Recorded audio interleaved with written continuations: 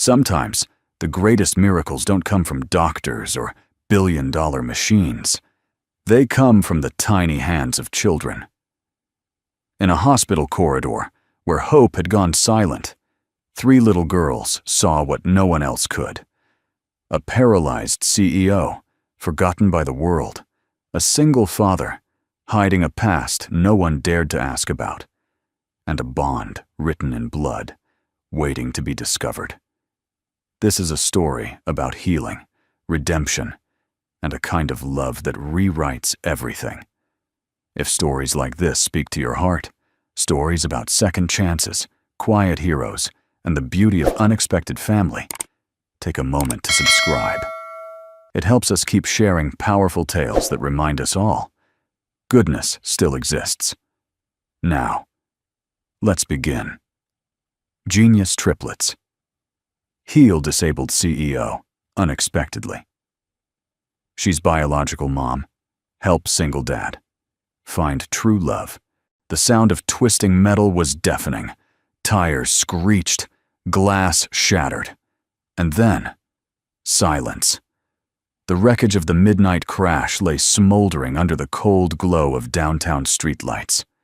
Firefighters worked frantically to pry open what remained of a black SUV, its frame bent like origami. Inside, Dr. Isabel Lane, once hailed as the Iron Heart of American medicine, lay unconscious, her designer heels stained with blood, her perfectly pressed suit soaked with gasoline and rain. Within hours, headlines flooded the news. Breaking. Lewis Medical CEO in critical condition after high-speed collision. From powerhouse to ICU. 3 days later, she awoke in a sterile, whitewashed room at Lewis Medical, the very hospital she had built from the ground up. Except now, she was no longer its ruler, only its patient. She blinked against the light. Nothing. Darkness. Static. "Miss Lane, can you hear me?" a nurse asked, gently checking her pulse. "I'm not deaf," Isabel whispered, her voice brittle. "Why is it so dark in here?" The nurse hesitated. It's not dark, ma'am." Isabel's breath caught in her throat. Her body felt strange, disconnected. She couldn't move her legs, couldn't feel the sheet under her knees. Her hands trembled as she reached toward her face, but even that motion was sluggish, foreign, blind, paralyzed, silent. For the first time in her life, Isabel Lane had no control. 5 weeks later, her return to the hospital came not as a CEO, but as a patient in a wheelchair, one being pushed through her own building with plastic tubes and blank eyes. Employees averted their gazes, unsure how to greet the woman they had once feared. The hospital walls still bore her name in gold. But now, she was just another chart, another diagnosis. Her silence spoke louder than her former speeches ever had. It was in one of those unremarkable corridors, Tile Hall C, Floor 2, where everything began again. The intern pushing her paused to answer a page, just for a moment. But it was enough. The wheelchair shifted, then slowly started rolling, the right wheel snagging on the edge of the cleaning trolley. Isabel didn't scream. Her hands fumbled for the brakes she couldn't find. Her body leaned forward, unable to correct itself. And then, a hand, not panicked, not clumsy, steady, firm, familiar. "I've got you," came a calm voice, deep, measured, a voice that had no fear of silence. She felt his grip before she registered his face. A man, mid-40s, with shoulders like a retired soldier and eyes like someone who'd seen too much to judge anyone. He wore a janitor's uniform, sleeves rolled up, the faint smell of citrus cleaner clinging to his collar. Behind him, 3 small girls peeked from behind the mop cart. Triplets. 8, maybe 9 years old. Same dark eyes, same quiet curiosity, all holding notebooks far too complex for their age. The man gently steadied her chair, checking the brakes with muscle memory. "No harm done," he said softly, almost to himself. "Thank you," Isabel murmured, trying to sound composed, as if she still had authority. He nodded, offered a smile that didn't quite reach his eyes, then pushed his cart down the hall without another word. The girls trailed behind him like shadows, but one of them lingered for half a beat. Gwen, the eldest of the three by minutes, tilted her head, eyes scanning Isabel not with pity, but with clinical observation. She leaned toward her sisters and whispered just loud enough for her father to hear. "Something's wrong. Her medication's off. She's not blinking right," Ellie added, "and her left hand keeps twitching. Nerve misfire." They missed it. Mira nodded, quietly noting the chair's height setting. "And her posture's off center. She's not being rotated enough. Her spine's going to lock." Harris paused mid-step. He didn't correct them. He didn't encourage them either. He just kept walking. But Isabel, though she couldn't see them, had heard the voices. She couldn't make sense of it. Kids whispering about neuromuscular dysfunction like seasoned specialists. What kind of children spoke like that? And more importantly, what kind of janitor raised them? That night, in the janitor's supply room turned living space in the basement wing, Harris sat on a stool, eating beans from a dented tin, while his daughters circled around an open anatomy textbook. "Dad," Gwen asked softly, "can we help her?" "She's not our responsibility," Harris replied without looking up. "But she's not being treated right," Ellie added. "They're over-medicating her." Mira chimed in. "She's scared, Dad. Even her voice sounds like she's holding her breath." Harris looked up then, slowly, not in anger, but with a quiet wariness. "She's not someone you help lightly," he said. "That woman built an empire from cold steel and discipline. She doesn't need sympathy." "She doesn't," Gwen said gently. "She needs someone to see her." That stopped him, just for a second. He closed the tin, wiped his hands on a towel, and in the silence that followed, the seed was planted. The next morning, the triplets reappeared in the rehabilitation wing, not as patients, not as visitors, but as volunteers, armed with clipboards, careful questions, and quiet compassion. They didn't tell Isabel who they were. They just observed, listened, documented, and slowly, something shifted. In Isabel's darkened world, where power had been stripped and dignity lay buried beneath layers of silence, three small voices, precise, kind, unrelenting, began to echo. And behind them, always watching, was Harris. The janitor no one noticed. The father no one asked about. The man who had once disappeared into the background of a broken system. But not anymore. This time, he would not vanish. Not when someone, was finally worth staying for. The rehab wing of Lewis Medical smelled like antiseptic and resignation. Somewhere between the over-polished linoleum floors and the ticking of the outdated wall clock, time slowed into something shapeless. Dr. Isabel Lane, once a visionary in motion, now sat still.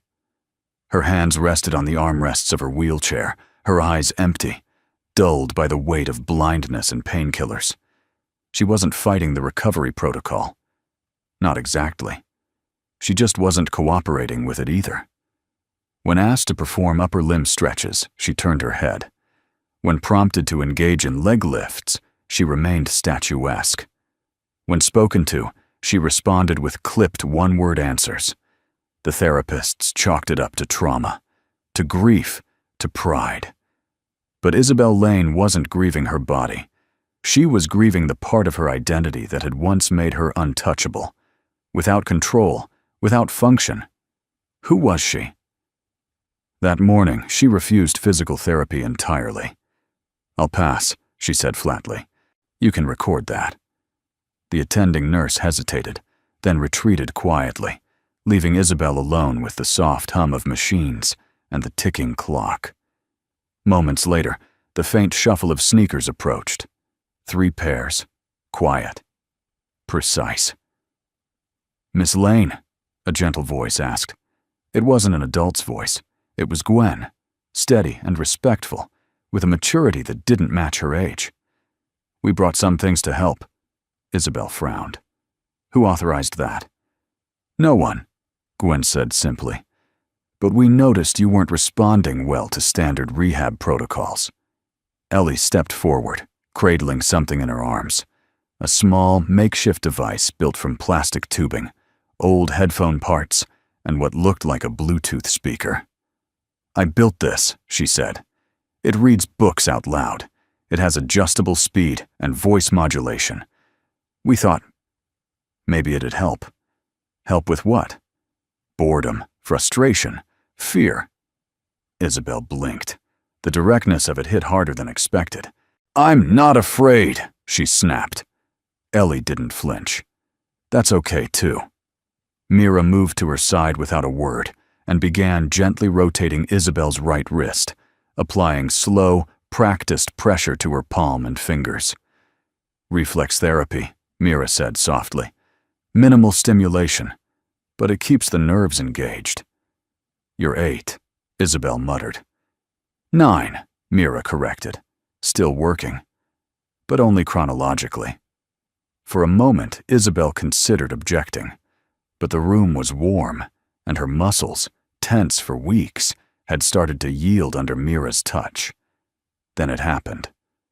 As Ellie leaned in to adjust the reading device on the tray table, a soft breeze stirred Isabel's senses, bringing with it something unexpected.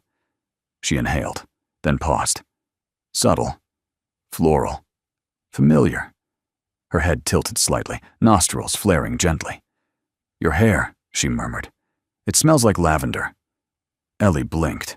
"Yeah, it's the shampoo my dad buys. He says—" She paused, glancing at Gwen.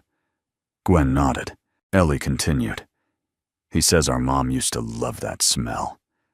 Isabel's lips parted, but no sound came out. The silence that followed wasn't awkward. It wasn't empty either. It was filled with something else, something unnamed, something ancient and raw, like a string being plucked inside a hollow chest. She had worn that exact scent for years, lavender with a touch of vetiver. She hadn't told anyone it reminded her of her mother. She certainly hadn't expected to smell it here, on a child. Her hands gripped the armrest tighter than before, not out of anger, out of memory, out of ache. "Who are you?" she asked. "We're just helpers," Gwen said. "For now." Isabel turned her face slightly toward the window, even though she couldn't see. The scent lingered, sweet, soft, painful. Over the next hour, the girls worked in silence. Mira helped with passive limb exercises. Gwen charted vitals on a small clipboard she'd drawn herself. Ellie calibrated the book reader to Isabel's preferred tone. Female, steady, low-pitched. None of them asked for thanks. None of them expected praise.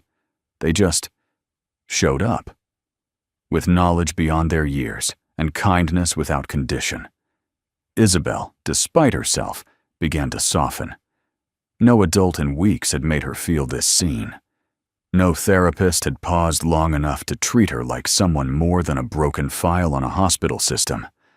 But these girls, these strange, eerie, miraculous little girls, treated her not as a patient, but as a person in pain. And that was infinitely rarer. Later, as the sun filtered through the rehab windows in weak orange streaks, Harris appeared. He didn't say much, just nodded toward his daughters, his expression unreadable. He reached for the handle of the wheelchair, prepared to roll Isabel back to her room. She stopped him. "How do they know all that?" she asked quietly. "About the body, about the mind." Harris shrugged, adjusting his grip. "I raised them to notice things," he said, "to care about what others overlook." She studied him. What little she could sense of him. The air shifted when he was near, like calm wrapped in muscle, strength without show. "I don't know who you are," she whispered, more to herself than him. "That's all right," Harris replied. Most people don't. And with that, he pushed her gently down the hallway, the lavender still lingering in the air behind them. The next few days unfolded like clockwork. Isabel kept to her routine of physical therapy and rehab, though she never admitted it aloud. The presence of the three girls had become comforting. They never asked questions that felt too personal. They never spoke unless there was something to say. And above all, they gave her space, but not distance. It was a subtle kind of care, the kind that didn't hover or demand recognition, the kind she'd forgotten existed. That afternoon, during a nerve reactivation session, she overheard two staff doctors talking just outside the open door. "Her vitals are plateauing," one said. "Have you checked cortisol markers?" "We have, but frankly, it wasn't my idea." The janitor mentioned something about stress response thresholds in prolonged trauma patients, said we were missing the endocrine angle. A pause. The janitor. "Yeah. Harris. He was right too. We rechecked based on what he said. Spiked cortisol. She's been over-medicated this whole time." A strange silence fell between them, the kind that always came when someone low on the hierarchy made a call better than those wearing white coats. Isabel gripped the edge of the table, her brows narrowing. Harris? The janitor? Later that day, as Gwen took her blood pressure and Mira worked on her wrist reflexes, Isabel's thoughts drifted. Her curiosity, usually sharp but controlled, was now restless. "How long have you been helping your father here?" she asked casually. "Since he started," Gwen answered, matter-of-factly. "He works night shifts too, but sometimes they call him in early." "Has he always done this?" "Cleaning?" Ellie asked, looking up. "Yeah, but he used to be something else before." "I think," Mira chimed in, her voice lower. "He doesn't talk about it." "Why not?" Isabel asked. The girls exchanged a look, one of those silent sibling conversations that only children with a deep bond can carry out in half a second. "It makes his eyes go quiet," Mira said simply. That evening, Isabel sat alone in the rehab garden, the metal of her wheelchair cold beneath her fingers. The scent of trimmed hedges and city air swirled gently around her. Somewhere in the background, the faint sound of a mop being dunked echoed across the concrete path. She turned her head toward it. She didn't call out. She just listened.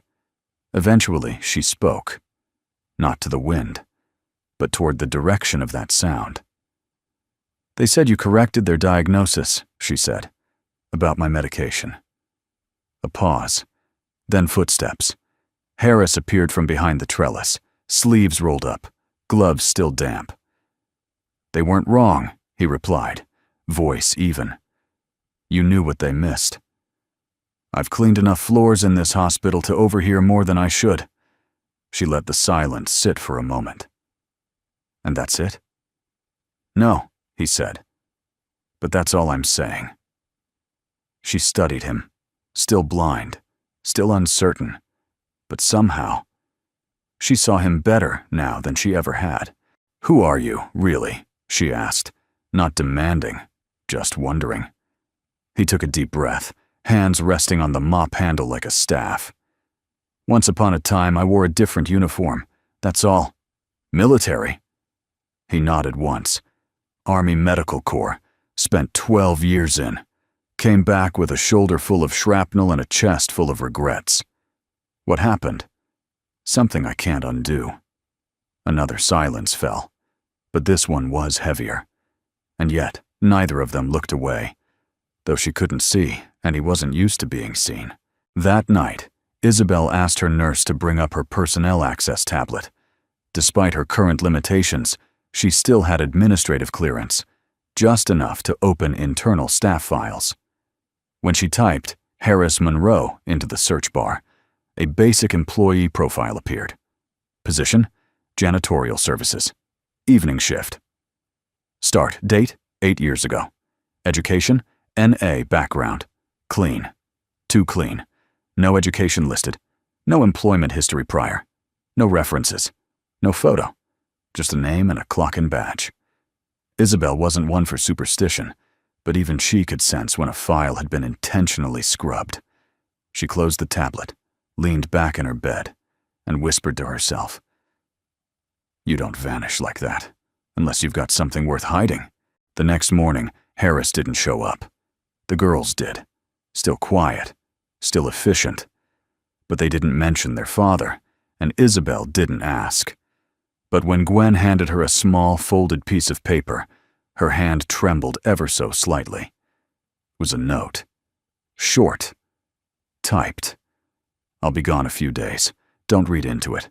Some things have to stay quiet. Let the girls keep helping. H." Isabel held the note for longer than necessary. She didn't know why it bothered her so much. Maybe because people like Harris weren't supposed to disappear without a sound. Maybe because it had been a very long time since someone had surprised her. Maybe, just maybe, because he was the first man in years who wasn't afraid of her strength, or her weakness. She folded the note carefully, slid it under her pillow, and said aloud to no one, "The man vanishes, but he never leaves." It began with a routine checkup, or at least, that's what Isabel had been told. A standard blood panel. Nothing invasive, nothing alarming. Just protocol, part of her long recovery process. She hadn't questioned it. In truth, she had stopped questioning most things lately. When you lose your sight, your legs, your role in society, and your sense of certainty, blood work hardly seems like the hill worth dying on. So, she let the phlebotomist draw the vials, let the lab do what labs do. Then she waited, forgetting about it entirely, until the chief of medical diagnostics asked to see her. Dr. Bethany Klein was not the type to schedule personal visits. A woman of systems and algorithms, she preferred data sheets to dialogue. Isabel had hired her years ago for precisely that reason. Zero tolerance for inefficiency or drama. So when Klein entered Isabel's room carrying a printed folder instead of a tablet, Isabel already knew something was off. "Isabel," Klein began, closing the door behind her. "There's something we need to discuss, privately." Isabel adjusted slightly in her wheelchair. "If this is about the cortisol panel again, I'm already adjusting medication." Klein shook her head. "It's not your levels. It's a result we found in our database during routine cross-indexing. Your blood sample matched against an open pediatric genetic profile in our system." Isabel's brow furrowed. "I don't understand." Klein paused, choosing her words like a surgeon choosing a scalpel. 3 pediatric patients, female, age 9, identical triplets. Their DNA flagged an automatic relational match during an archival scan. According to the system, she set the folder down in Isabel's lap. "You are their biological mother." The room went silent. Isabel didn't reach for the folder. She couldn't. Her hands were cold, her spine locked. Her world, which had already tilted once on the day of the crash, shifted again. Her throat tightened. "That's not possible." Klein opened the folder, revealing lab reports with gene sequence alignments and color-coded graphs. Her voice softened, just barely. "We triple verified. It's beyond dispute. The probability of shared maternal lineage is 99.9996%. Isabel, these girls are yours. 9 years ago." The memory returned with eerie clarity. Back then, her life had been clinical, calculated, sterile. Her name was rising fast in the medical world, but her personal life was a desert, parched and untended. She had made the decision quietly. No announcements, no baby showers, no attachments, just a signature on a consent form. An experimental military medical initiative, Project Vita Nova. A controlled trial that allowed women with certain high-risk genetic profiles to access cryogenically preserved fertilized embryos, all from anonymous donors, vetted for psychological, physical, and intellectual excellence. The idea was to give women like Isabel, whose chances of conceiving naturally were next to impossible, a chance to become mothers, if they chose. She had chosen. But somewhere between the paperwork and the implementation, she'd been informed that her embryo batch had been lost in an early system failure. She had mourned it in silence, then moved on, or so she thought, until now. Isabel finally reached for the folder. Photos, scans, dates, triplets. Born exactly 1 week before the date she had once circled on her calendar and later erased.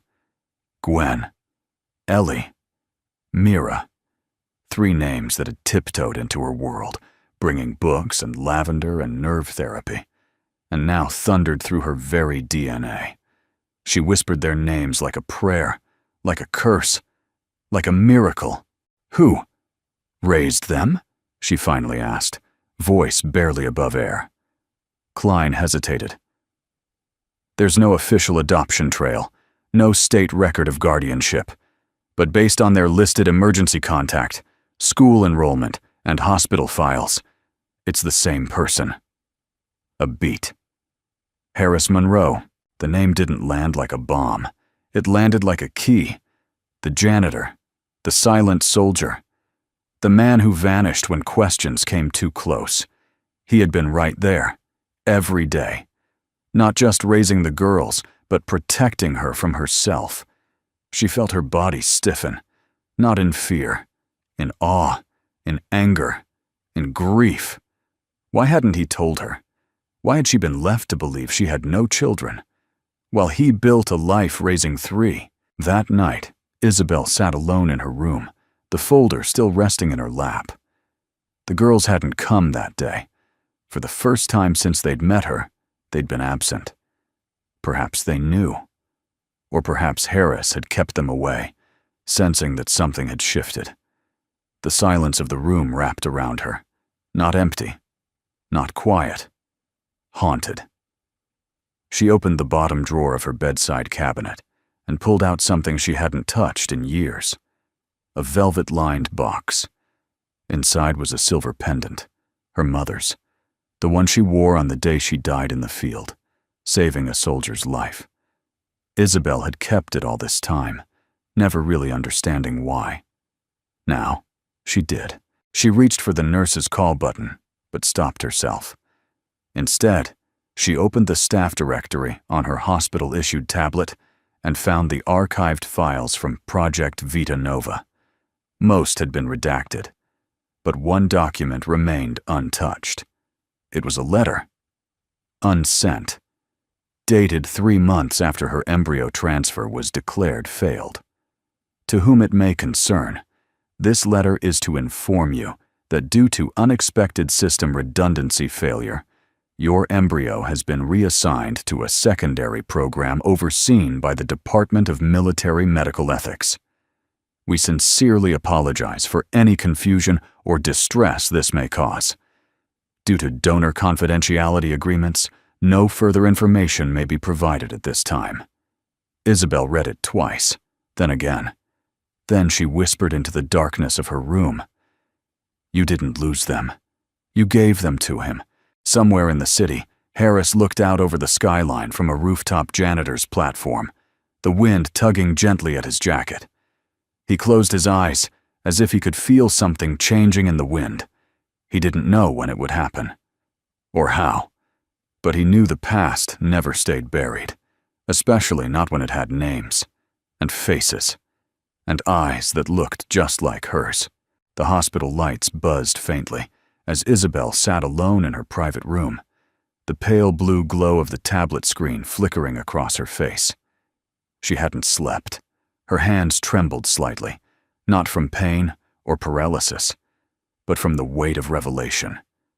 The girls were hers, and somehow, impossibly, they had ended up with him, with Harris Monroe.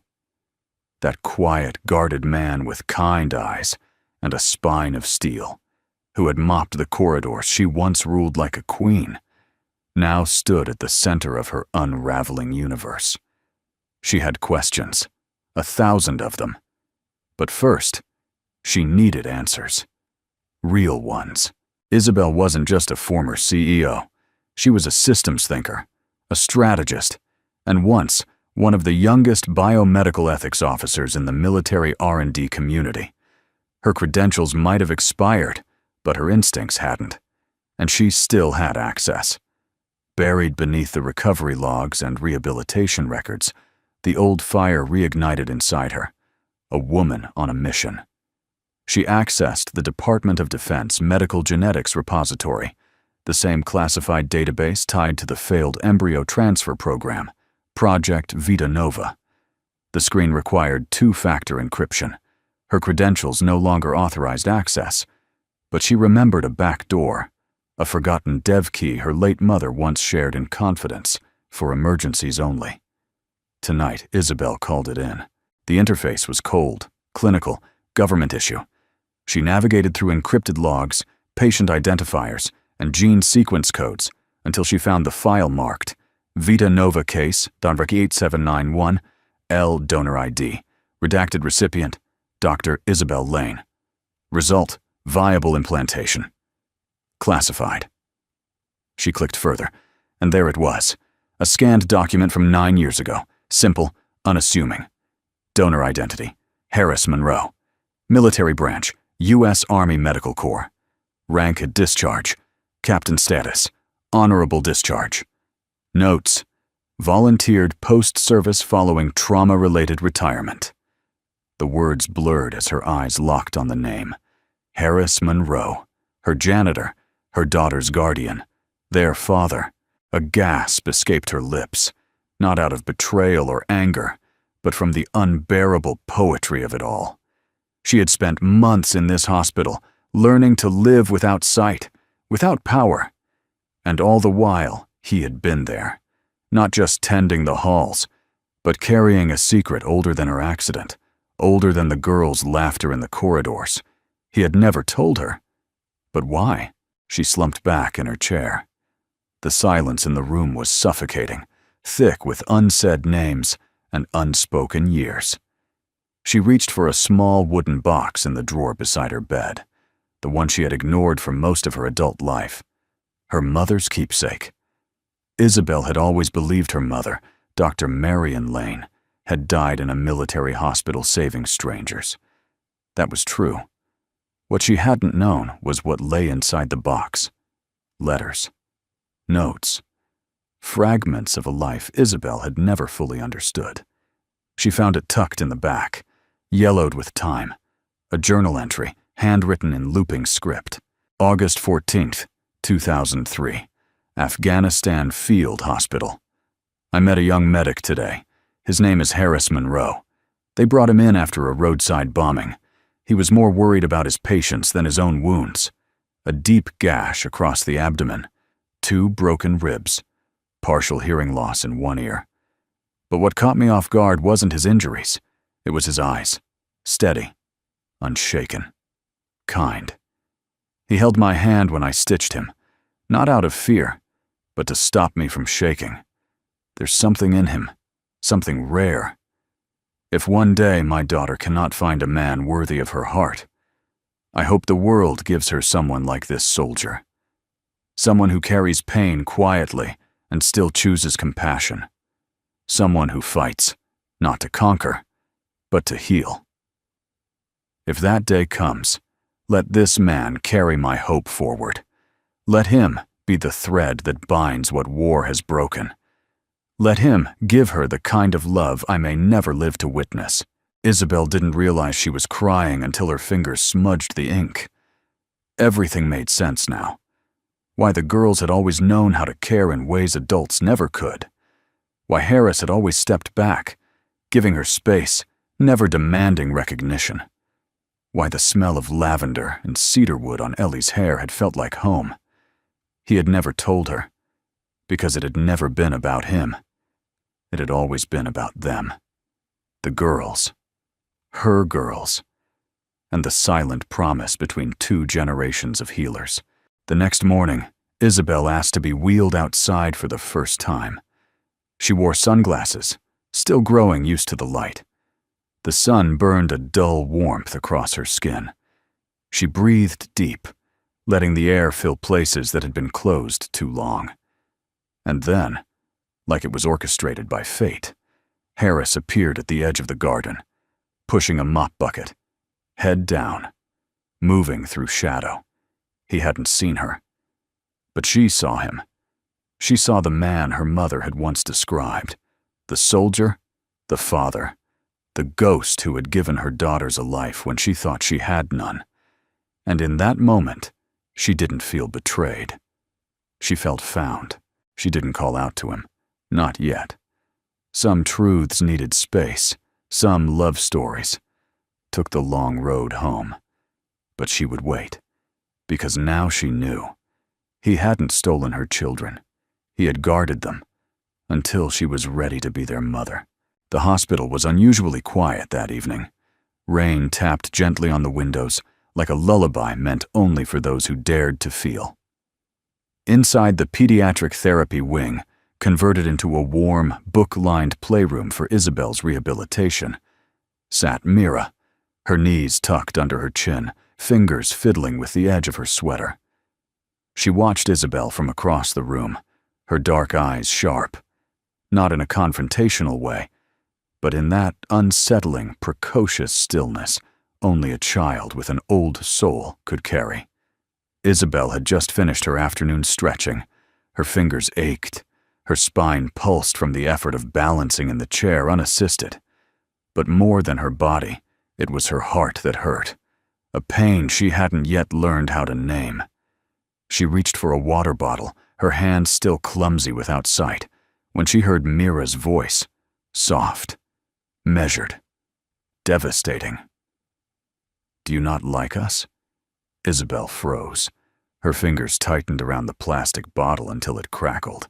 She turned her head slowly, unsure whether she'd heard right. Mira continued, her voice barely a whisper. "Gwen said maybe you were just scared. Ellie said you were probably hurting. But I think—" She paused, inhaling. "I think you don't want to be our mom." The sentence landed like a punch to the ribs. Before Isabel could gather words, Mira stood up and walked closer, bare feet silent against the floor. She stopped just short of touching Isabel's knee and added, "Because real moms hold their kids. They hug them when they cry. Or when they don't.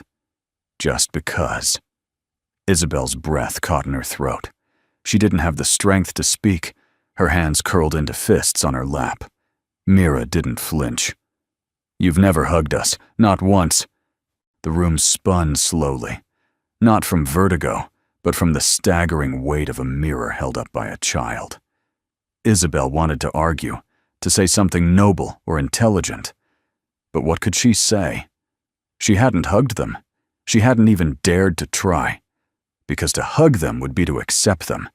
And to accept them would be to surrender to a kind of love that terrified her more than any boardroom collapse, any surgical scar, any prognosis she'd faced. Because what if she wasn't enough? What if she failed them, like everyone else had failed her? Mira looked at her a moment longer, then turned to walk away. Halfway to the hallway door, she stopped and turned back. "You don't have to be perfect," she said softly. "We already chose you."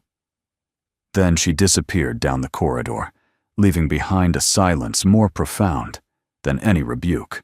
That night, Isabel didn't sleep. She asked the nurse to wheel her quietly into the children's room. The lights were dimmed, casting long shadows across the pale walls. The three girls slept side by side on small cots, bundled in mismatched blankets. Ellie had a science book still clutched to her chest. Gwen's arm dangled off the bed, a crayon still between her fingers. Mira was curled into herself like a question mark, breath steady, brow soft. Isabel stared. Her throat burned. They looked so small. So hers. But she hadn't even thanked them for everything they'd done, for believing in her healing, for choosing her, like Mira had said, for seeing something in her worth loving, even before she could see it herself. Her hand trembled as she reached toward Mira's sleeping form. She didn't touch her. Not yet. But she leaned in, her voice fragile. "Sweetheart." No movement, just quiet breathing. Isabel's lips trembled. The words took all her courage. "I'm sorry. I didn't know how to be this. I didn't think I could be someone's mom." A pause. "But I feel you. Every time you touch my hand, every time you bring me water, every time your voices fill the room, and I forget I'm broken." She brushed the edge of Mira's blanket with her fingertips. "I don't know how to do this yet, but I want to learn. If you'll let me." Then, after a pause that held a lifetime of fear and hope, she whispered, "My daughters." It was the first time the word left her lips not as a title, but as a truth.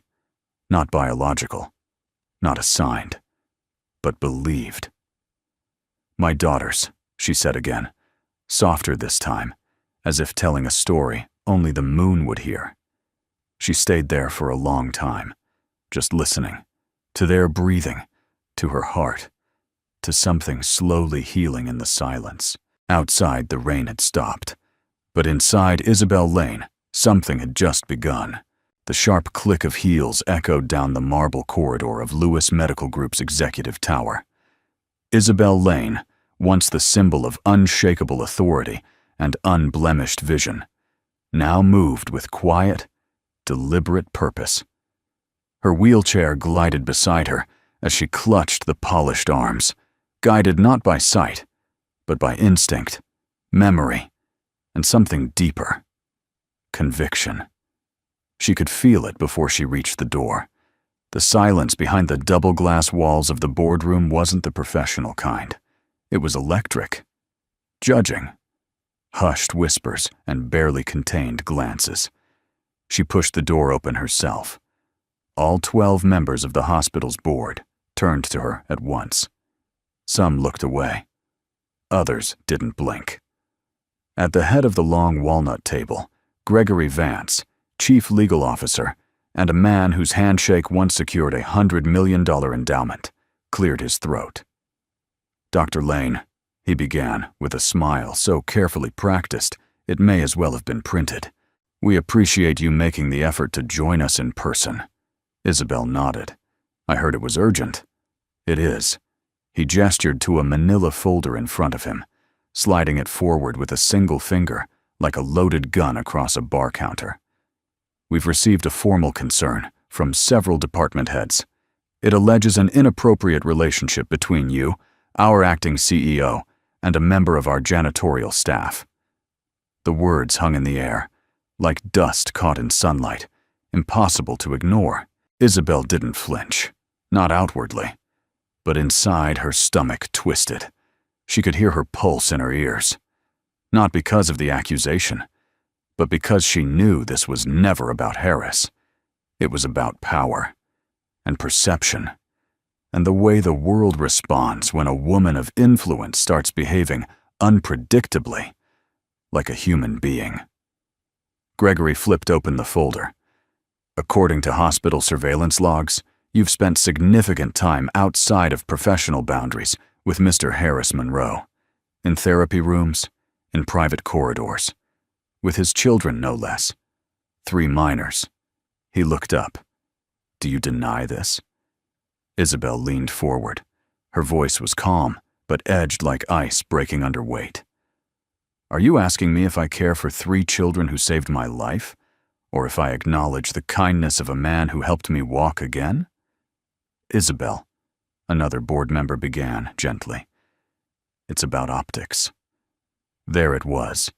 Not ethics, not truth. Optics. Images. Gossip. Perception.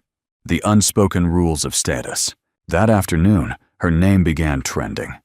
Not for the medical tech her firm developed, not for her philanthropy, not even for her miraculous recovery, but for one blurry photo.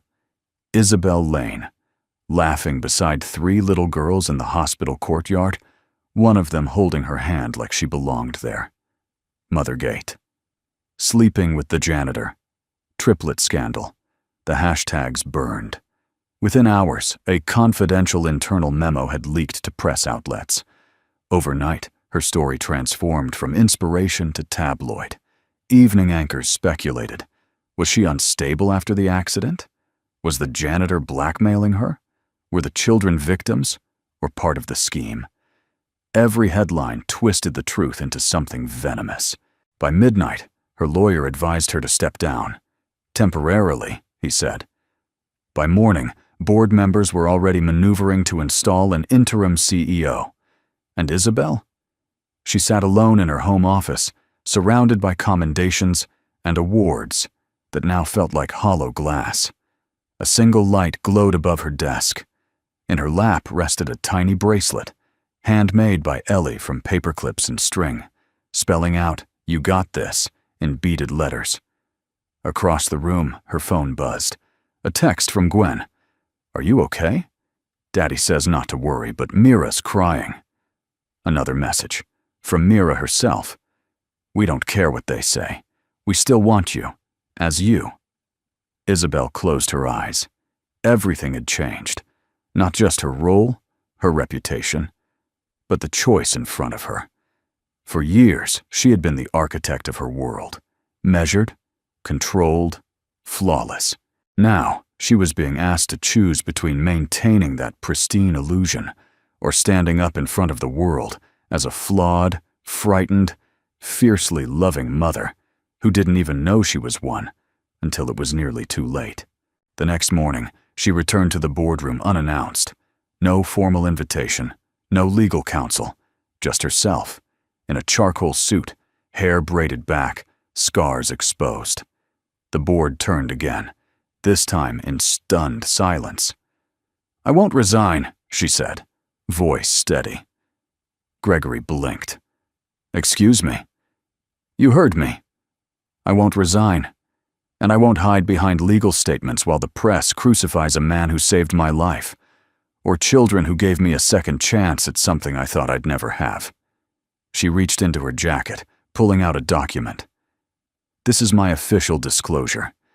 9 years ago, I submitted an anonymous egg to a military research program. I never followed up. I never looked back." She exhaled. "But those girls, they found me. In every way that matters, and I will not let them be collateral damage in your war for image control." "Isabel," one woman murmured, half admiring, half fearful. But she wasn't done. "Fire me if you must," she said, "but you'll do so knowing that your decision was never about ethics. It was about fear. Fear that the world might admire a woman not for her armor, but for her heart." Outside the boardroom, the three girls waited, small hands clasped together, uncertain. The door opened. Isabel rolled toward them, silent tears glistening. She opened her arms, and this time, they ran to her. No more questions, no more distance, only the truth, and the mother they had always hoped she might become. Rain pattered gently against the stained glass window of Isabel's childhood study. The old house had been quiet for years, untouched since her mother's passing. Dust hovered like memories in the morning light, suspended between what was forgotten and what had simply been left behind. Isabel sat cross-legged on the floor, a mahogany chest in front of her, aged brass hinges creaking like whispers of time. She hadn't intended to open it. Not today. Not ever, really. It was the kind of box people leave closed because they know what's inside can't be forgotten again once seen. She lifted the lid. There were photos first, black and white, slightly curled at the corners. Her mother in uniform, a field hospital somewhere hot and dry. Faces of young soldiers, most unnamed. And then, tucked beneath a folded medical dispatch and a faded ID badge, was the envelope. It was sealed, but yellowing. The ink had bled a little with time. To Harris Monroe Classified, Medical Corps, Pacific Division. Do not forward. Her heart paused. The handwriting was her mother's. Hands trembling, Isabel broke the seal. "Dear Harris, I don't know if this will ever find you. Truthfully, I don't even know if I want it to. But if I don't write this down, I'll never be able to let it go. You don't owe me anything. Not gratitude, not memories, not apologies. What you gave that day, the life you chose to protect instead of your own, I've carried that weight longer than I expected to. I've watched my daughter grow strong, beautiful, brilliant, and yet so guarded.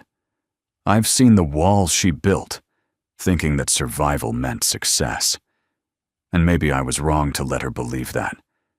If one day you cross her path again, if she stumbles in a way no one else understands, please, don't stay silent. She doesn't need a hero. She needs a witness, a soul who knows what it costs to survive without softness. You were always that man, even when you didn't believe it. Avery Lane. Isabel read it again. And again.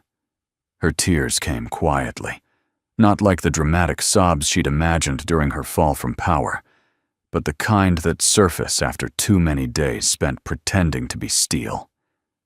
She folded the letter, pressing it to her chest.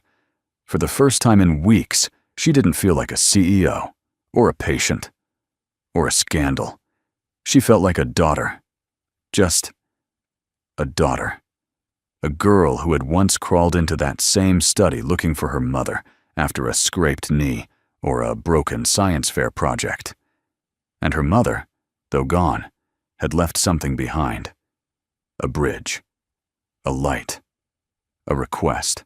Downstairs, the wind howled against the glass.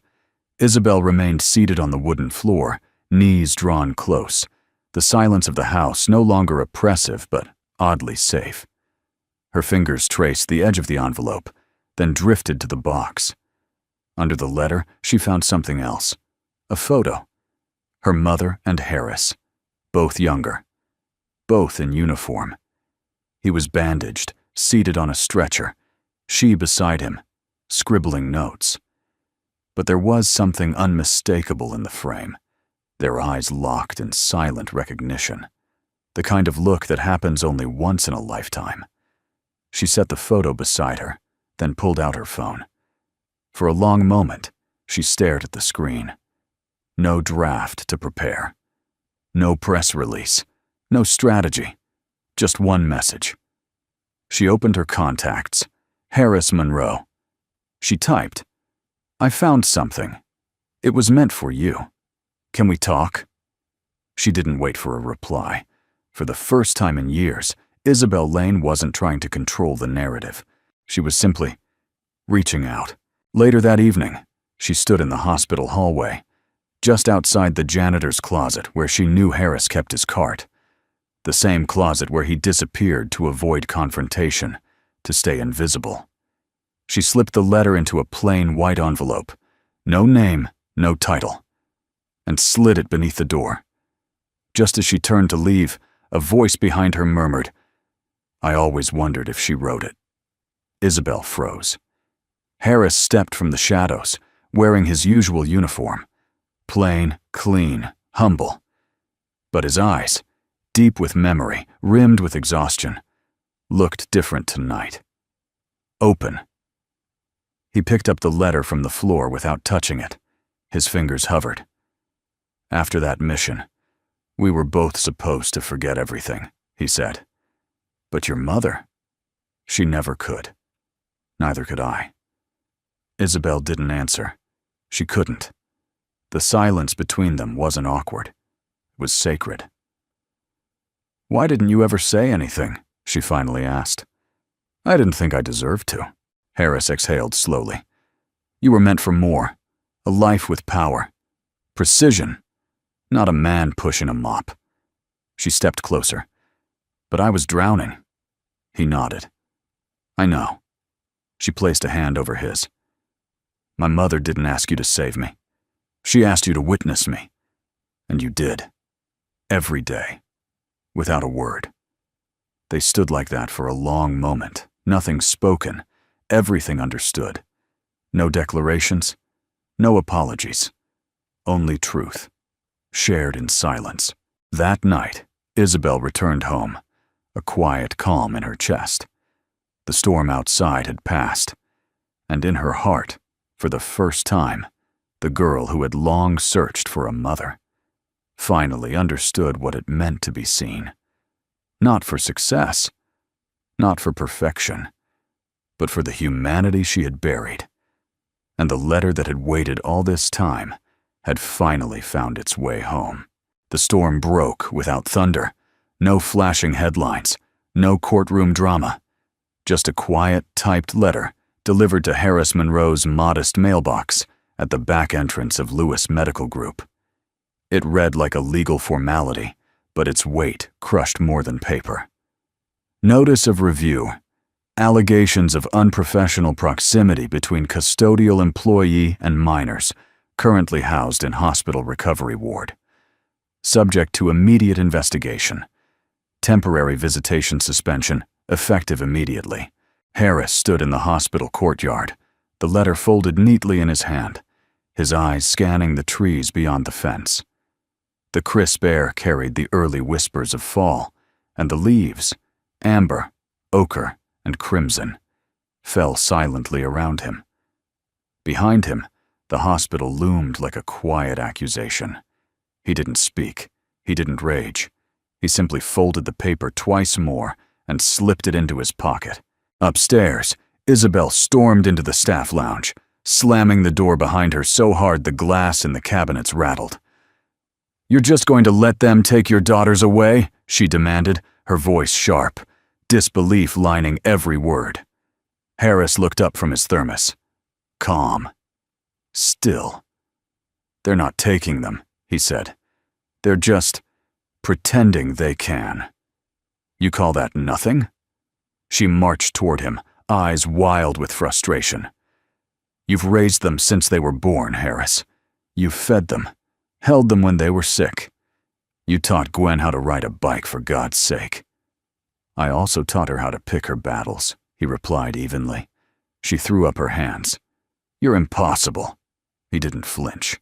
"If I fight, it makes me look guilty. If I don't, I look weak. Either way, the girls suffer. But if you do nothing, they'll strip you of everything. I don't need a badge to be their father." He met her gaze now, steady, clear. They'll remember who was there every night, who made pancakes with smiley faces, who held their hair back when they threw up. I don't need to prove anything. The calm in his voice broke her more than rage ever could. God, how can you stand there and be so passive? "It's not passivity," he said softly. "It's surrender." "To what?" she shot back. "Failure?" "No," he said. "To the truth." Later that evening, Isabel sat alone in the chapel at the far end of the hospital. It wasn't a place she often visited. Too still, too unscientific. But that night, she needed silence without judgment. Candlelight flickered in the stained glass reflections, dancing across the pews like ghosts. She thought about Harris, about the quiet dignity in his silence, about how the world punished gentlemen more than it ever punished monsters. And she thought about the girls, how Gwen had started calling Harris Dad before she even knew what the word meant, how Ellie always reached for his hand first when she was afraid, how Mira curled up into his lap like she belonged there, like the world made more sense in his arms. And yet here they were, under threat, because the world had no box for a janitor with a soul like a cathedral. The next morning, Isabel found him in the boiler room, tightening valves like nothing had happened. She didn't speak at first, just stood at the doorway, arms crossed, watching him work in the low hum of machinery. Then, finally, "You said something yesterday," she began. Harris didn't look up. "You said if you fought, they'd suffer more. That fighting made you look guilty." He nodded once, silent. "But what if you're not fighting for you?" she said. "What if you're fighting because they need to see you do it?" He paused. The wrench in his hand stopped turning. "You think the girls would want me to raise my voice?" I think they need to see their father stand up, she said. Not for permission, not for titles. Just to remind the world that love doesn't need credentials. He looked at her then. Really looked. They already know I love them. I know, Isabel said. But sometimes the world forgets what love looks like unless we draw it in bold lines. He leaned back against the wall, exhaling. I was trained to fix wounds, he said quietly. Not to scream in courtrooms. I wasn't, she said, stepping closer. But I've been screaming inside since I was 8 years old, and no one ever came. Their eyes locked. This time she didn't flinch, and neither did he. That afternoon, Harris walked into the boardroom, not as a janitor, not as a veteran, but as a father. He wore no uniform, only conviction. The board sat stiffly behind their polished table, pens ready, expressions neutral. He didn't wait to be asked. My name is Harris Monroe, he began, voice calm but resolute. I've worked in this building for nearly a decade. Most of you never looked me in the eye. That's all right. I wasn't here for you. He placed a small, folded drawing on the table. 3 stick-figure girls holding hands with a taller man in the center. Mira drew this last week, said it was for Family Day. He let the silence stretch. I don't need legal custody to be their father. But I will not stand by while you erase the only home they've ever known. The room was still. I don't raise my voice often, he said, because real strength isn't loud. Then, finally, but today, I'm standing up because my daughters deserve a man who doesn't vanish. Outside the boardroom, Isabel stood waiting.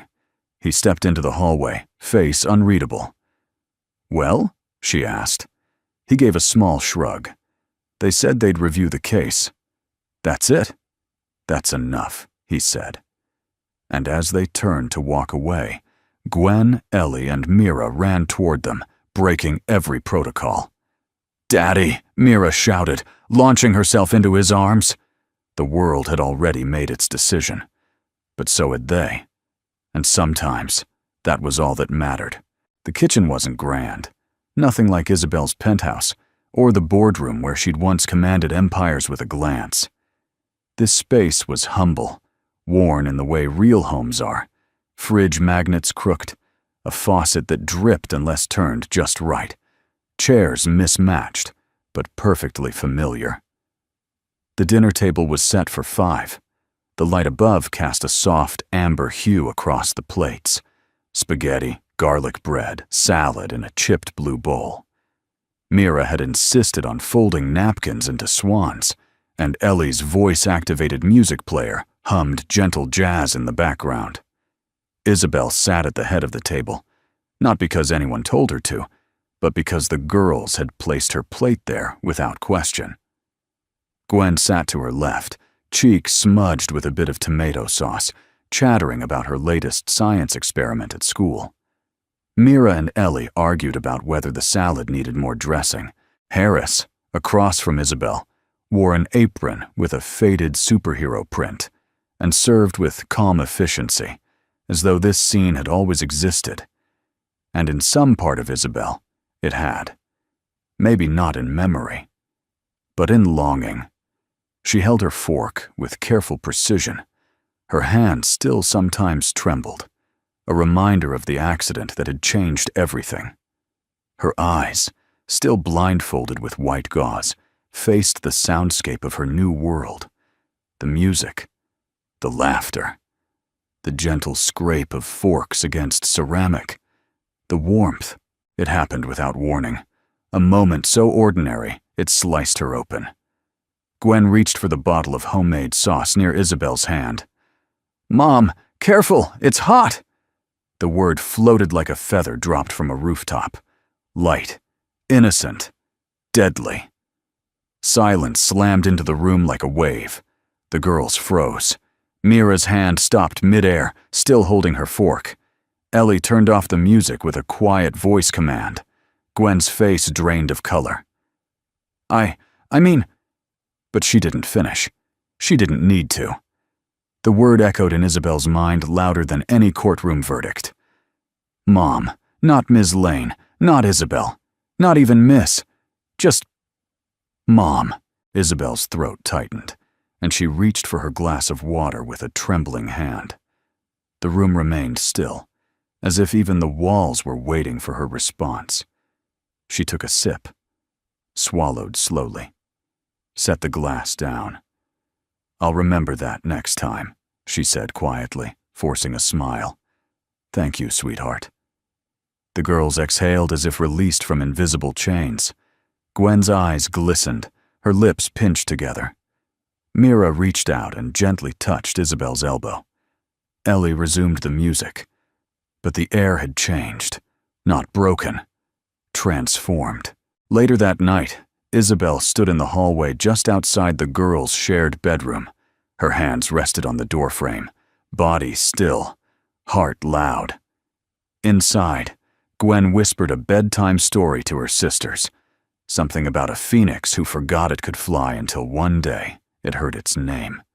They giggled under the covers, a little trio of stars glowing in their own orbit. Isabel didn't enter. She just stood there and listened, not as a visitor, not even as a patient, but as something unnamed, something ancient and soft. She didn't need sight to see the shape of love blooming in that room. It was in the cadence of Gwen's voice, the weight of Mira's sigh, the music of Ellie's soft laughter. Downstairs, Harris sat at the kitchen table, leafing through old mail. The television was on low, casting flickers of color across the walls. He looked up as Isabel descended slowly, using the railing for support. Everything okay? He asked gently. She nodded. They're asleep. He gestured toward the chair across from him. She sat, her hands resting in her lap. After a long pause, she said, Gwen called me Mom tonight. He didn't react. No surprise, no shock, just quiet understanding. I didn't correct her, she continued. I wouldn't have either, he said softly. She looked in his direction, though her eyes couldn't meet his. It's strange, she said. I've faced senators, billionaires, men who've tried to ruin my company. But tonight, I didn't know what to say to a 9-year-old girl who called me Mom. He leaned back, folding his hands behind his head. That's because it wasn't about you. She frowned. What do you mean? She didn't say it for your sake, Harris said. She said it because it's true for her. The room fell silent again. But what if I fail them? Isabel whispered. What if I don't know how to be a mother? He finished. She nodded. Then you'll learn, he said simply. The same way I did. One mistake, one burned toast, one bedtime story at a time. Her lip quivered. I never got to say it to my own mother, she said. Not once.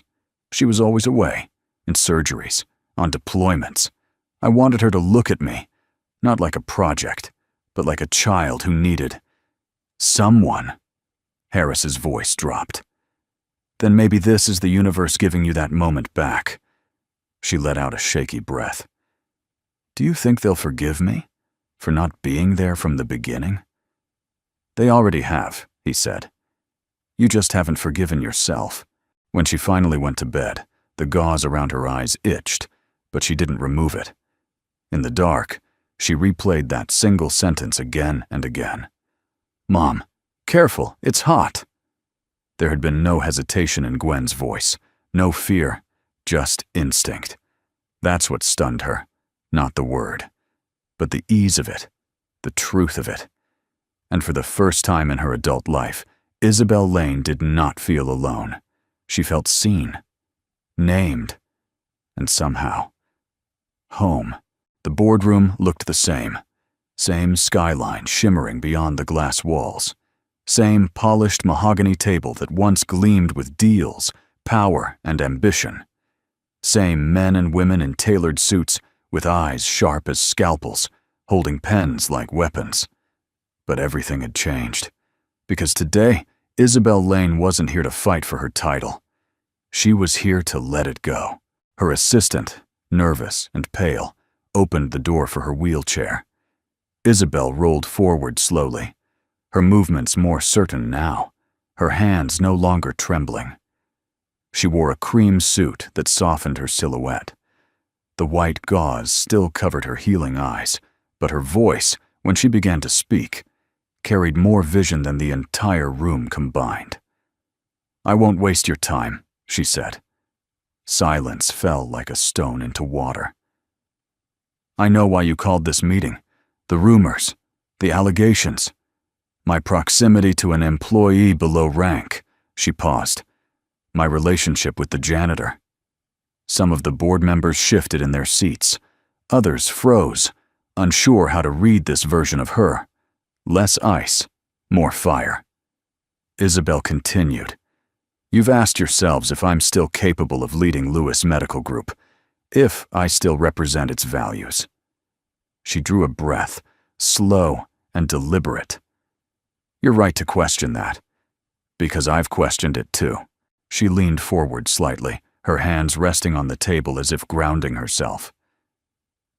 "There was a time," she said, "when I believed that power was purpose, that building a name was more important than building a life, that leadership meant sacrifice, even if the thing being sacrificed was myself."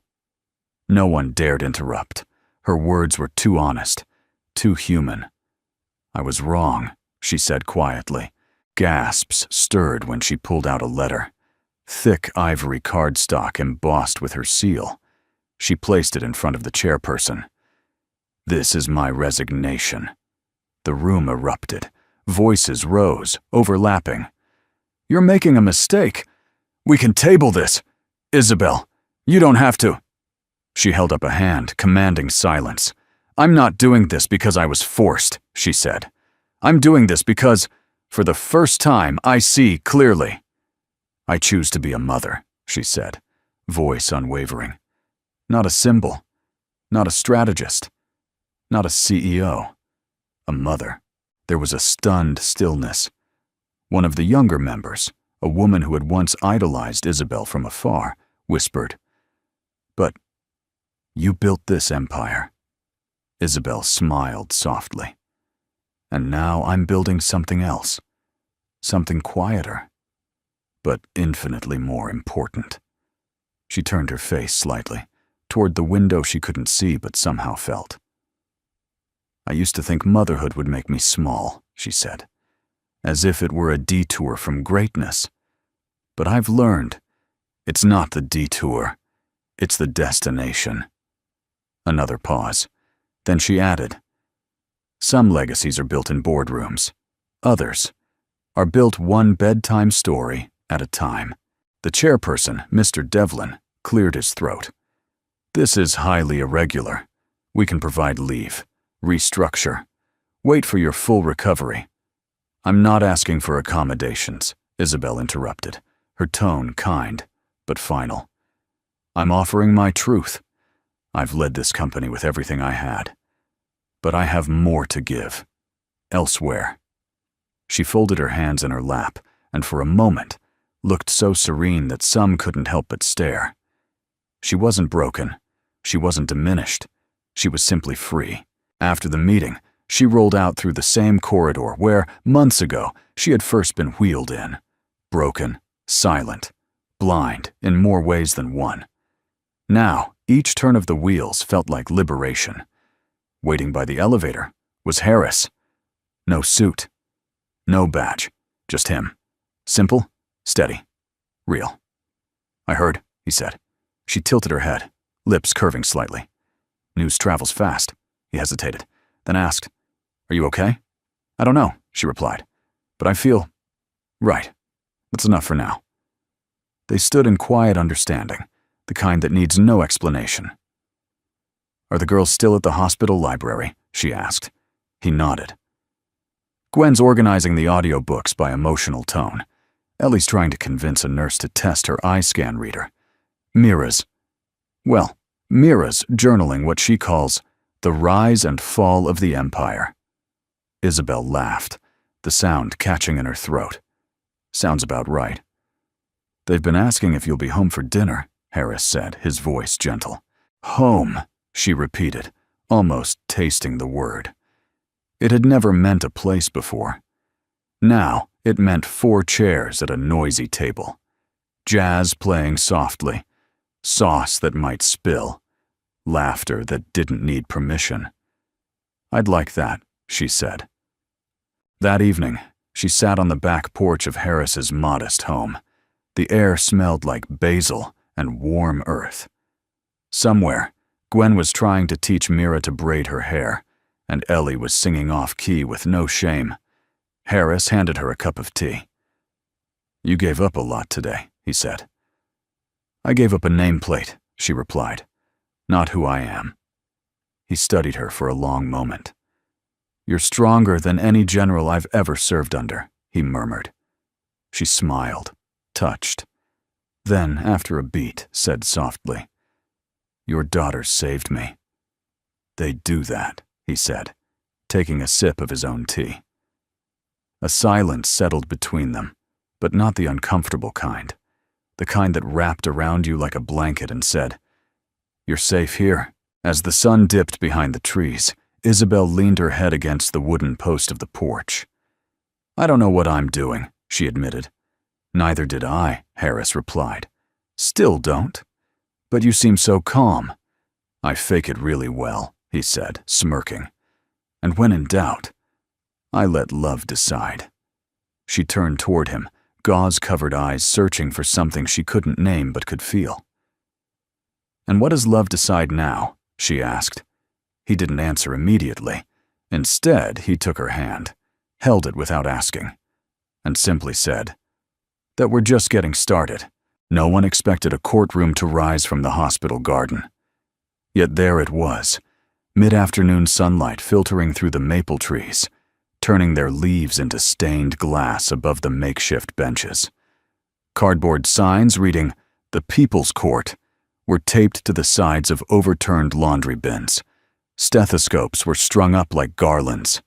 A whiteboard borrowed from pediatrics stood at the center like a judge's podium. It wasn't chaos. It was conviction, crafted by 3 girls who had seen enough of silence. Mira, Gwen, and Ellie Monroe had built a courtroom to defend their mother. Doctors, nurses, interns, even some patients wheeled out by curious orderlies, gathered around.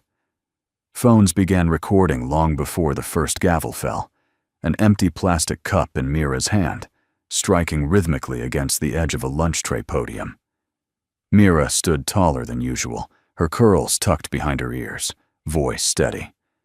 This court is now in session. Ellie raised her hand. Objection. We forgot snacks. Overruled, Mira replied with dramatic flair. Laughter rippled through the crowd, but it faded quickly as Mira's gaze settled back on the front row, where Isabel sat in her wheelchair, flanked by Harris and the hospital's chief of pediatrics. Today, Mira said, we are here to settle the matter of the case of the missing mother. The laughter stopped entirely. Mira took a breath. We, the children, have heard rumors that our mother, Isabel Lane, isn't really our mom. That she's just a CEO. That she doesn't belong with us because she's important. That she broke rules and should be punished. She paused, her small hands gripping the podium. But we'd like to present our side of the story. Ellie stepped forward, holding up a poster board covered in childish illustrations. Isabel in bed, eyes bandaged, while the girls surrounded her with books, songs, drawings, and awkward tea. She didn't ask us to love her, Ellie said, but we did. Gwen, ever the quiet one, walked up next. In her hands, a tablet played a series of short clips, Isabel gently brushing Mira's hair. Isabel laughing at Ellie's invention that read, books aloud in silly robot voices. Isabel falling asleep mid-story time, with all 3 girls curled beside her. The crowd leaned closer. Gwen turned to face them, clutching the tablet like a heart. "We didn't ask her to be perfect," she whispered. "We just asked her to stay." Then Mira returned to the center. She reached into her coat pocket and pulled out a folded paper, creased and worn from many rehearsals. Reading from it, she said, "This is our final argument." A hush fell over the garden. Love isn't a job title. It's not something you're assigned or something you can earn with degrees or salaries or how many people salute when you walk in a room. She glanced toward Isabel, then looked out again. "We don't need a CEO. We need a mom." A flicker of emotion crossed Isabel's face, swift, painful, unguarded. Mira continued, "We know our mom made mistakes.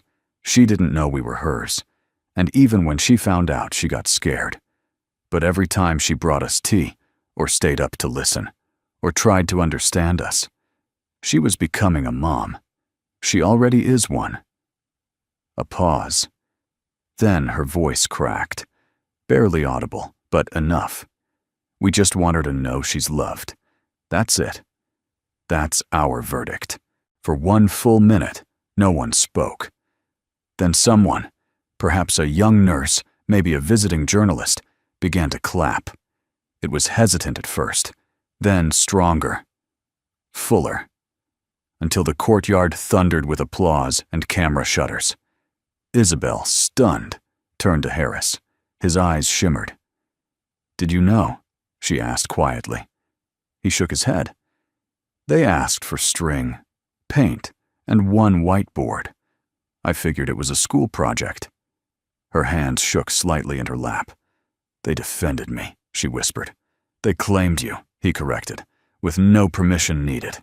By evening, the video of the children's court was everywhere. It had been posted on the hospital's community board, then shared by a nurse's daughter on social media. It swept across platforms like a tide of innocence. Raw, unscripted, pure. Hashtags bloomed like spring wildflowers. "The CEO would call Mom. Our children speak truth. Not just titles." Within 24 hours, the video crossed 5 million views. Within 48, the hospital board was flooded with letters from parents, veterans, teachers, and strangers. Some wrote, "I saw myself in her." Others confessed, "I never thought about what I gave up chasing titles until now." But the one that struck deepest came from a retired judge in Vermont. "In 30 years of sitting on the bench, I have never witnessed a more honest, moving piece of courtroom testimony than what those girls offered in that garden. I hope the world is listening." The next morning, the hospital media team gently reached out to Isabel. They wanted her thoughts. Would she speak publicly? Would she appear for an interview? Would she reclaim her narrative? She stared at the email, then closed the laptop. Instead, she walked, down the hallway, legs still unsteady, but no longer afraid.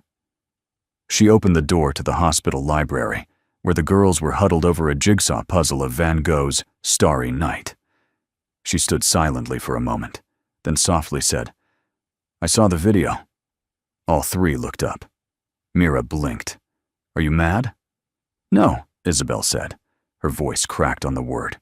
"I'm proud." She knelt, slowly, painfully, and held out her arms. All 3 rushed into her, a tangle of elbows, tears, laughter.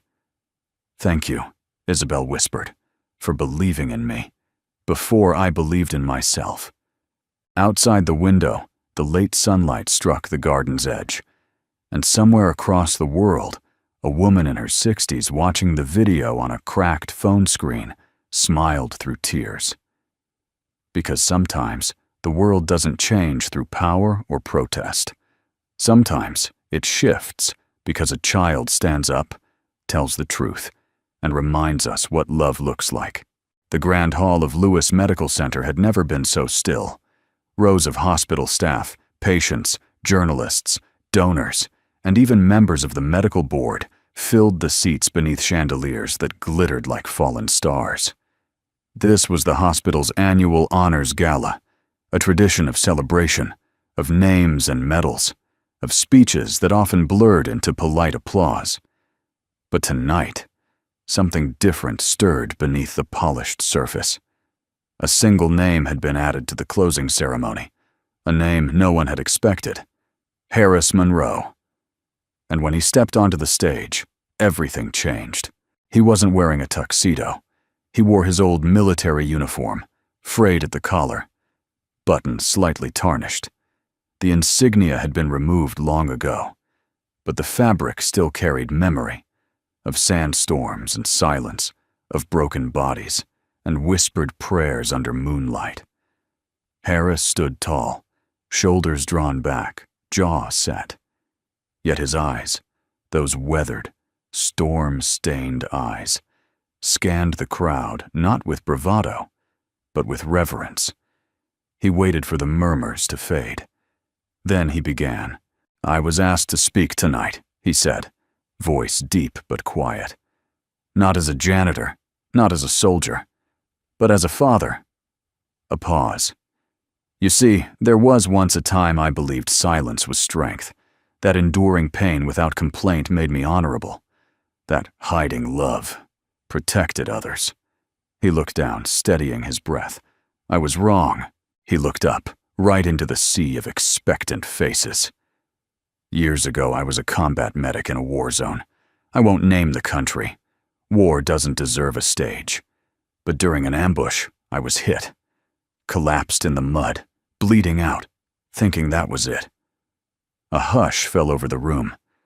I would have died there, except for a woman. She wasn't supposed to be there.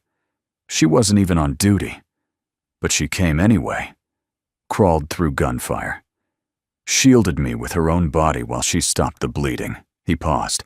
"Her name was Dr. Evelyn Lane."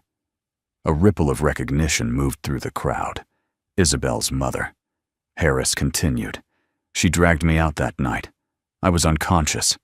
I don't remember much, except her voice, clear, fierce, like it came from a place beyond fear." His voice caught for a moment. "She saved me. But more than that, she gave me something I didn't know I had the right to want. She gave me a second chance." He stepped slightly forward, closer to the edge of the stage. "Years later, I returned home. Wounded, not just in body. I lost my wife. My daughters were born through IVF. Triplets. A miracle, they said. But raising them alone, it was never easy. I didn't think I was enough." He glanced toward the front row, where 3 girls beamed up at him with unshed tears. But somehow, they were. A murmur of emotion passed through the room. And then, one day, fate brought me here, to this hospital, to a woman in a wheelchair with more walls around her heart than I'd ever seen. A woman the world called powerful, but who didn't believe she was worthy of being called Mom. He looked toward Isabel. She looked back, frozen in place, breath held. Harris continued, softer now. "I didn't know, back then, that she was Evelyn's daughter. I didn't know that the children I raised were also hers. I didn't know the universe had tied our fates together, like the fragile threads of an old wound stitched shut." He touched the edge of the podium. His hand trembled, but he didn't stop. "I don't know if I'm worthy.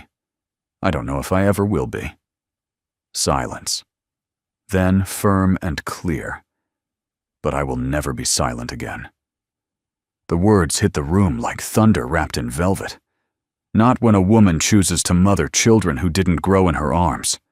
Not when a mother stands accused for daring to feel. Not when love is the only thing holding people together, and the world tells them it isn't enough. He stepped back slightly, letting the gravity of his words settle. "So tonight," he said, voice cracking just once, "I'm not here to be honored. I'm here to honor someone else." He turned, slowly, and looked directly at Isabel. "To Dr. Isabel Lane. You didn't run when it got hard. You didn't give up when they told you it was easier to walk away. You stood up, not on your legs, but with your soul. He placed a hand to his chest. And in doing so, you showed me what courage really looks like. For a moment, no one moved. Then Isabel rose, unsteady but proud. Her cane trembled under her grip. Harris turned to her as if to offer support, but she shook her head. "No," she whispered, just loud enough for the mic to catch. "Let me walk to you." Step by step, she crossed the stage. The room held its breath. When she reached him, she didn't speak. She simply opened her arms. And for the first time, in front of the world, he embraced her. Not as a janitor, not as a soldier, but as the father of her children, and the man who never stopped believing in second chances. The standing ovation was instant, thunderous, and filled with tears. In the back of the hall, a nurse whispered to a young volunteer, "I've worked here 23 years, and I've never seen anything like this." The volunteer simply wiped her cheeks. Neither had the world. The city was a distant hum now, just a memory woven into skyline silhouettes and late-night sirens. Where there had once been glass towers and boardroom battles, there was now open sky and wind that carried the scent of earth and rain. Fields stretched for miles. Trees swayed with a rhythm that felt older than time. They had come home, not to the house they were born in, but to the life they had chosen. The farmhouse sat at the edge of a quiet town where people still waved from porches and coffee shops closed early on Sundays. It was modest, white with navy shutters, a porch swing creaking under the weight of evening breeze.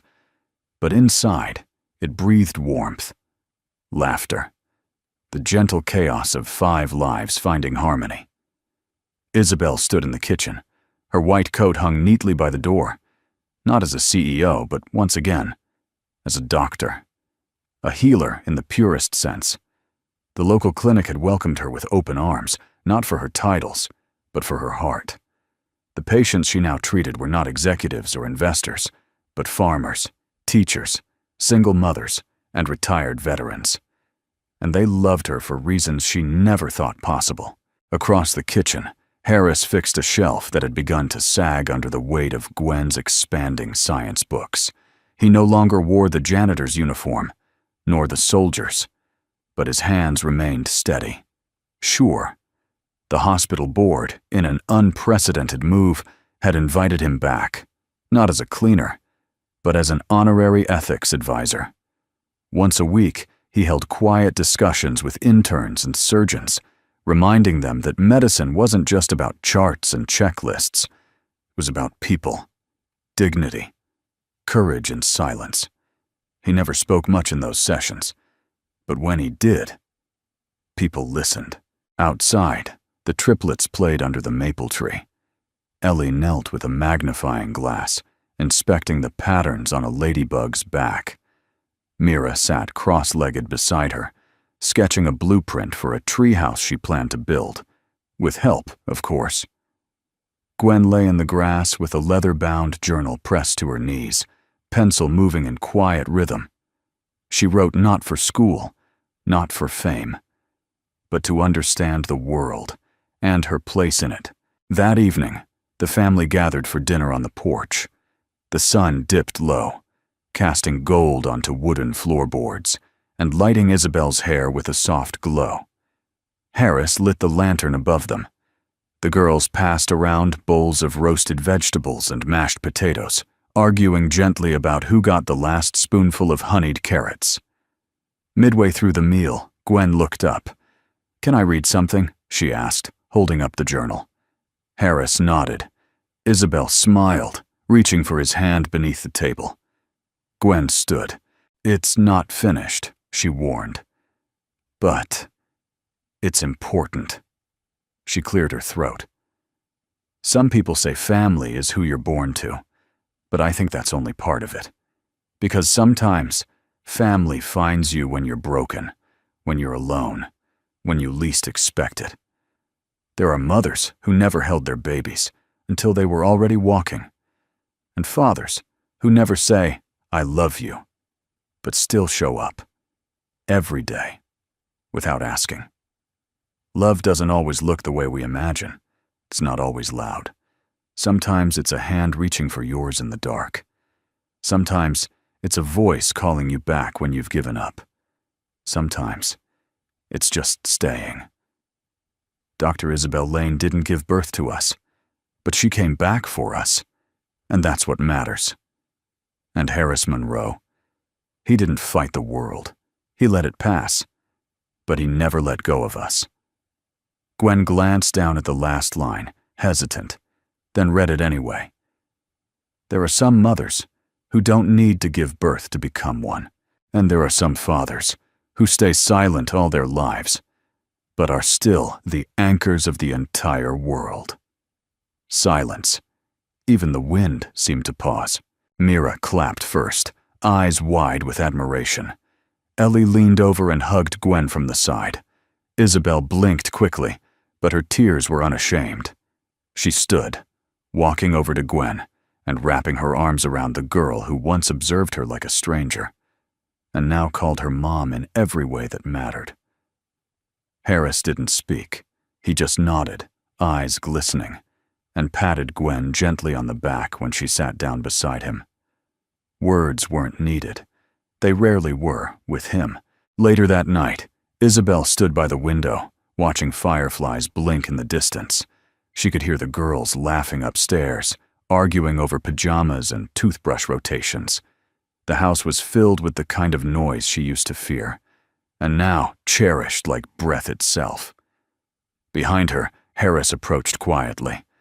"Thought you might need this," he said, handing her a mug of chamomile tea. "Still remember?" She smiled, taking it. He leaned against the frame beside her. Hard to forget the scent of lavender. A beat passed. "You know," Isabel said softly, "for a long time I thought power meant control.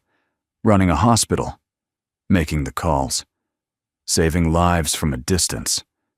She looked up at him. "But it turns out, the hardest thing I ever had to do was sit still. Let people in. Let you in." Harris didn't answer right away. He reached over, brushing a strand of hair behind her ear. "And it turns out," he murmured, "that silence isn't the absence of love. It's the space where love learns to breathe."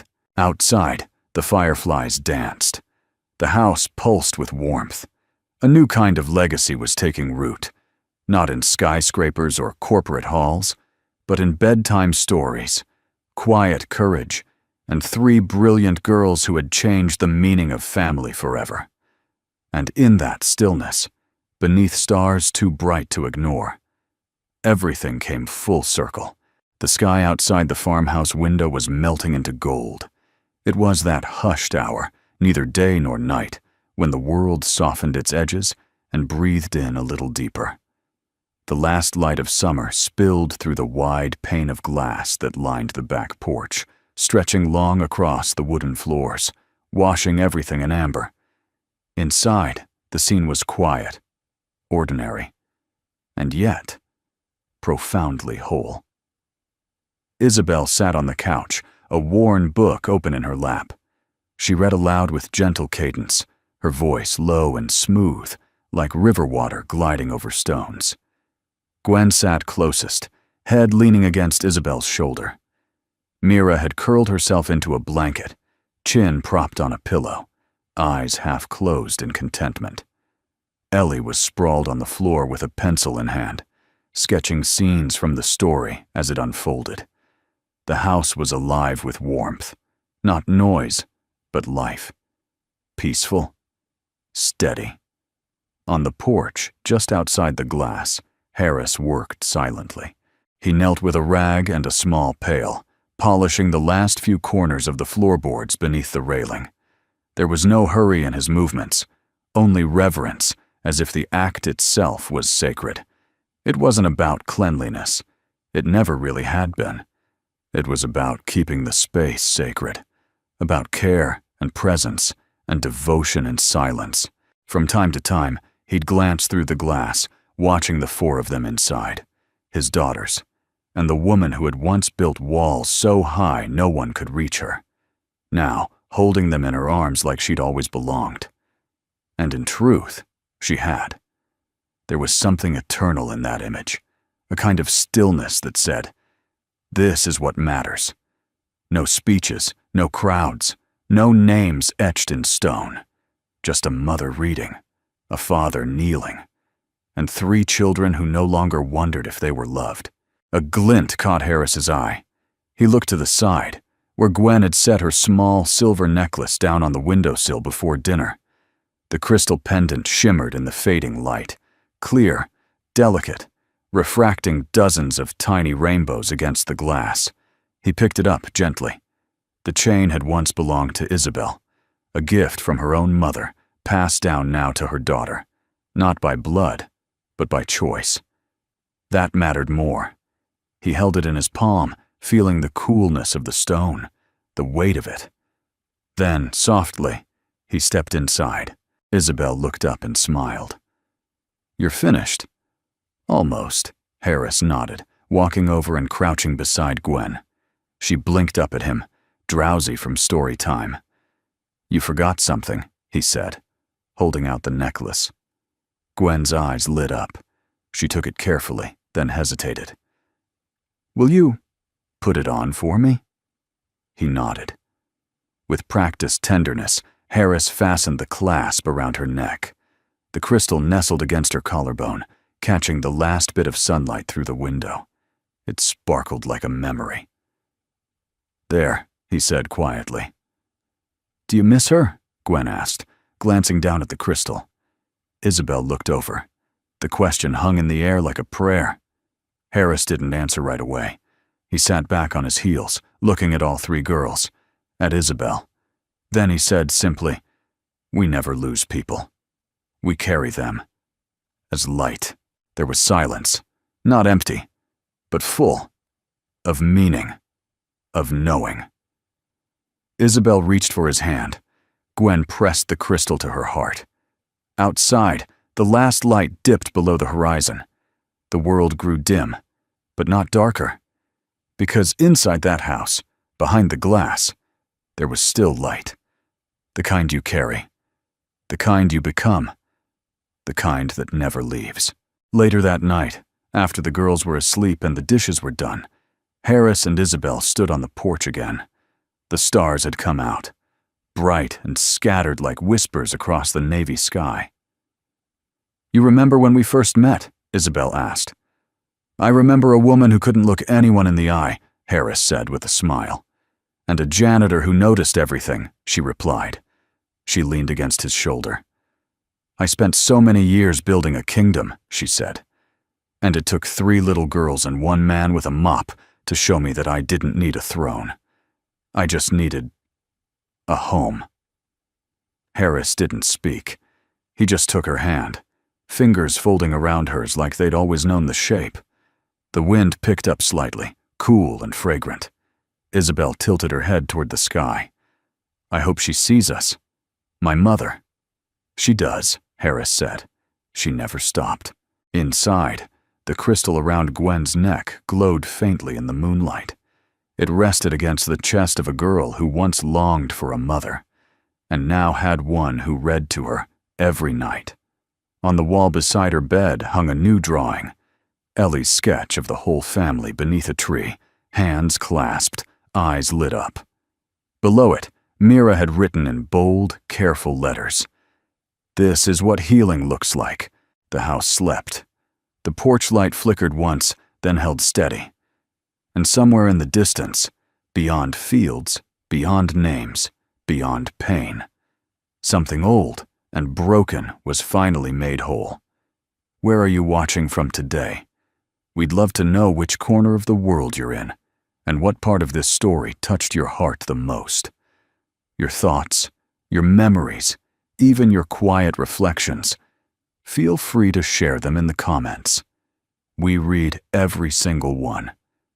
If this story gave you even a moment of warmth, hope, or peace, we invite you to subscribe. Not just to follow a channel, but to join a growing circle of kind souls who believe in the power of empathy, love, and second chances. Thank you. Truly.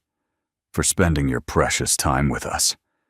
Until next time, stay kind, stay strong, and never stop believing in the quiet miracles of life.